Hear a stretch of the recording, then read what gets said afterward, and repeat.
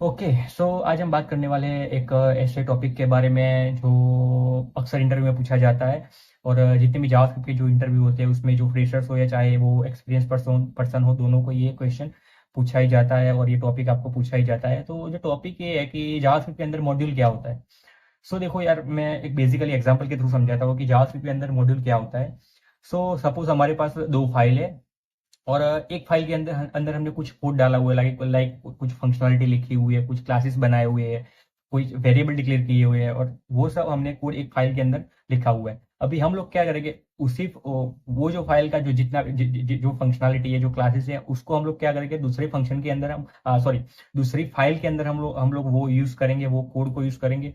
उसे ही कहते हैं मॉड्यूल इन द जावास्क्रिप्ट। और जब भी हम जावास्क्रिप्ट के अंदर मॉड्यूल का यूज करते हैं तो उससे हमको बहुत सारे फायदे भी हो जाते हैं। जैसे कि उससे क्या होता है कि हमारा जो कोड है वो स्प्लिट हो जाता है, प्रॉपर ऑर्गेनाइज वे में लिख सकते हैं। फिर उस कोड को हम रीयूज कर सकते हैं, हम इस अच्छे से उसको मैनेज कर सकते हैं। मैं आपको समझाता हूँ एग्जाम्पल के थ्रू कि वो कैसे कर सकते हैं। देखो, मैंने यहाँ पे आप स्क्रीन पे देख सकते हो कि मैंने एक फंक्शन लिखा हुआ है।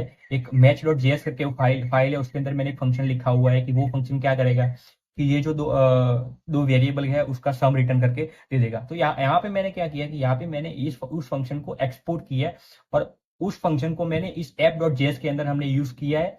और यहाँ पे मैंने उस फंक्शन को इंपोर्ट किया और उसके बाद उस फंक्शन को इस फाइल के अंदर मैंने कॉल किया।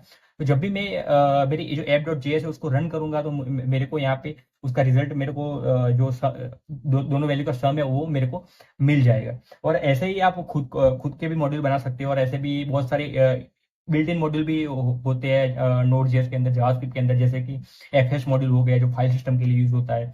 दूसरा है एचटीटीपी मॉड्यूल है। ऐसे बहुत सारे मॉड्यूल है जो बिल्ट इन मॉड्यूल भी होते हैं जावास्क्रिप्ट के अंदर।